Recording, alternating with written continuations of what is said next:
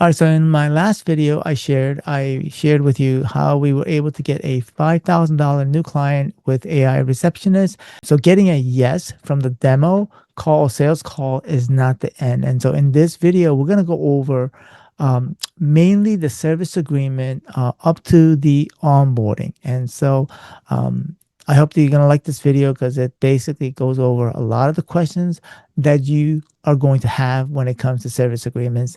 And so let's get to it. Hey, if you don't know who I am, my name is Paul Kim, and I help agency and consultants grow local businesses with a high level AI and automations. All right.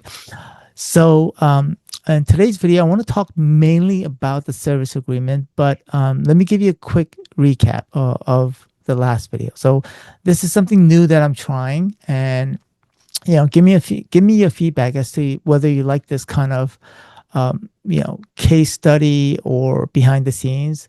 We're basically going to follow along with this journey of this specific client that I got through this AI receptionist. And so put your comments in if you like these kind of videos, or let me know what your thoughts are. Okay. So quick recap. In my last video, I'll put the link also of the last video. Actually, I'm going to put the playlist so you can go back to it. You can refer back to this specific playlist. All right, so here's the quick recap of the last video. So AI receptionist picked up the call. I followed up quickly, got on a discovery call, and found out that the client's main frustration is basically low visibility online and not enough leads. And so I basically said I could help you solve that problem. He said he moved forward, and then we sent over the service agreement. So let's talk about service agreement. Sending service agreements takes a lot of time. One thing I've learned from many years, since I started this agency back in 2016, is that I've sent a lot of service agreements. And so what I've learned is that not everyone needs a service agreement or a proposal, because a proposal for us previously means that we have to, write it up, create a scope of work for that client. And it could take anywhere from 30 minutes to an hour sometimes. And so if you multiply that with the number of sales calls that you have, and they say, oh, send me over a service agreement, that is a lot of hours.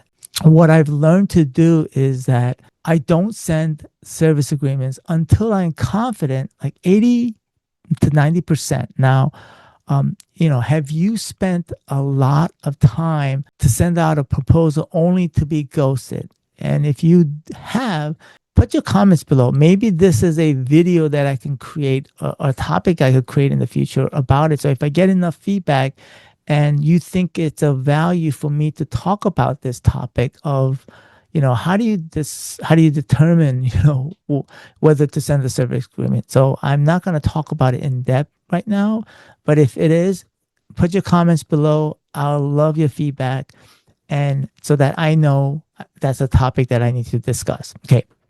Ultimately, when I don't send service agreement to everybody, but with this specific client, I was confident, right? He said, I want to move forward.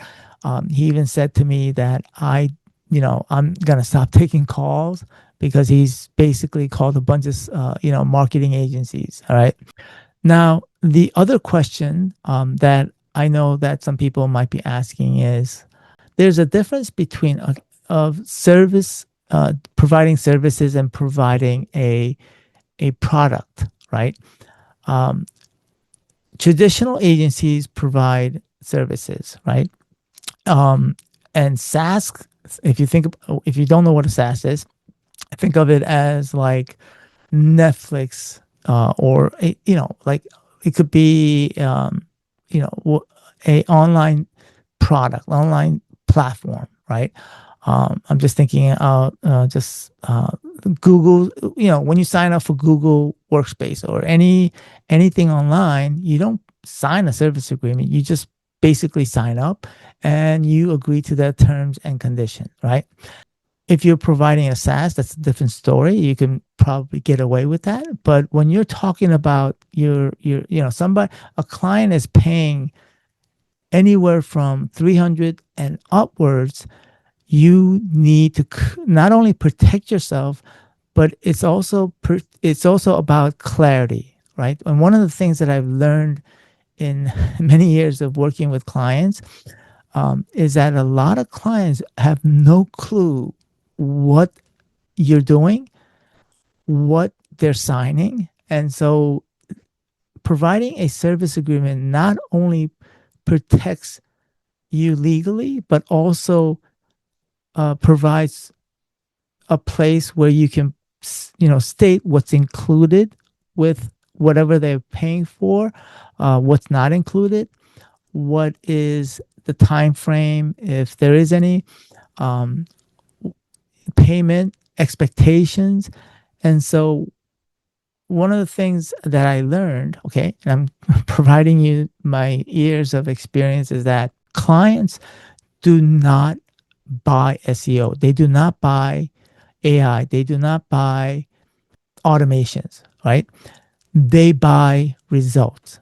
And so what this does is that the agreement makes sure that both understand how you're going to get to that destination of whatever is in the service agreement. I hope that makes sense. And so, um, you know, and also it also protects you from any chargeback. If any client has any disputes or doesn't, for whatever reason, is unhappy with your services and they sign the agreement, this is something for you to provide to your payment authorizer or whatever, payment gateway, to say that, hey, this is the service agreement they signed, and so it protects you as well.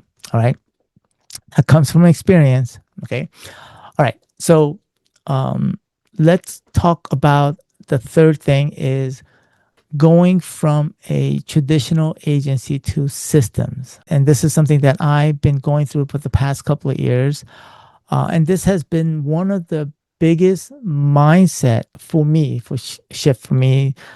So previously, right, every client had different services. They had different scope, different proposals. It would be a different document.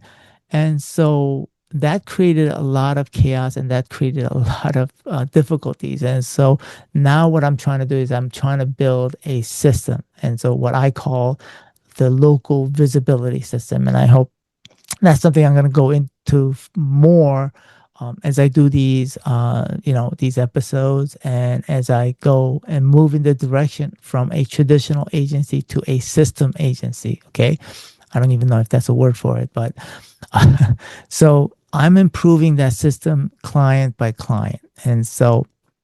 And also it helps when I write these service agreements, I'm also updating the service agreement to go in the direction as well. All right.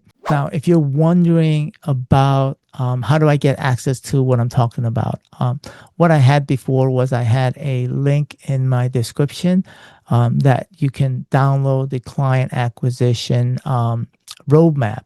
What I've decided to do to make things simple is to to basically take you to my free community, and in there, give you access to my client acquisition roadmap. And so in the future, I'm going to be also putting in there more resources. And also in there as well is how to access to some of the resources available for those that are in my coaching, as well as my being an affiliate as well. So let's talk about the workflow. All right. What I mean by workflow is what actually happens after that call, where the lead says, "Okay, I'm interested. Send me over. How do I get started? How do we start?" And I tell them basically, my manager will send over the service agreement. If you're solo, right, and you don't have a manager, of course, this is something you would handle, right? I use a platform called Signwell. Signwell, I'll put the link below, but it's similar to DocuSign. I know that HighLevel has the ability to create contracts and the ability to sign, but I don't know if it has audit capability. So basically, Signwell and some of these, DocuSign has a page at the very end where it has a audit trail of all of the when the document was signed, and so this is further uh, verification that the client actually did sign. And so I'm not sure if HighLevel, I have not looked into it. This platform is something I've used even before I started using HighLevel. So I have not switched over. I am still using Signwell. So I'll put the link below. My manager fills out that, provides, there's templates in there as well. And so if you want me to make a video on that, just make your comment below as well. I could show you exactly how to create templates and all that stuff in Signwell, but this is not what the video is about. Actually, I'm going to mention two things with regard to the service agreement when it comes to is that I put in there payment authorization, and also I put in there an expiration date. And so the reason I put a payment authorization is because the main reason was the credit card fees. I have clients that are paying me over $1,000. And if you take credit card fees, they add up for each client. And so I give the ability for clients to do ACH, which is a lot cheaper for me because ACH is cheaper in fee. Okay. Now, as I move over to a systems and not services, I'm still kind of trying to figure this out. All right. Just understand that as you and things will change as we go along throughout this process. Okay. The other thing I put into the service agreement is an expiration date. The reason for that is because I want some sort of a deadline. I don't want this proposal service agreement to be lingering forever. And so I do have an expiration date. And when that expiration date hits, my manager takes that service agreement offline so that if the client were to click on that link that they received, it will not be available, right? And so this provides some level of, I guess, FOMO, fear of missing out. All right, so what happens after they sign the document? Once they sign, my manager gets an email, and basically we download the document, and then the onboarding starts. Now, next week, not next week, but in my next video, I'm going to be creating these. I hope you like these episodes or seasons, and I'm going to be doing them on a regular basis, following a client from the very beginning of acquiring them all the way to client fulfillment. And so if you like these, I would greatly appreciate if you would write in the description write in your comments, if you like these kind of episodes. That tells me to create more of these. If you have any questions with anything that I have stated in this video, write those comments. It gives me more content or more things for me to do videos about. Okay. So the next video, the next episode of this, following this journey of this specific client, we're going to be doing onboarding. It's quite a lengthy process, and so I may have to break those up, or I may just do a specific part. I'm not sure, but if you would like to follow along, of course, subscribe to my channel and give me feedback so that way I can really. My goal is to help you. With creating an agency that could create the life that you want in your business. All right. Thanks for watching, and I'll see you next time.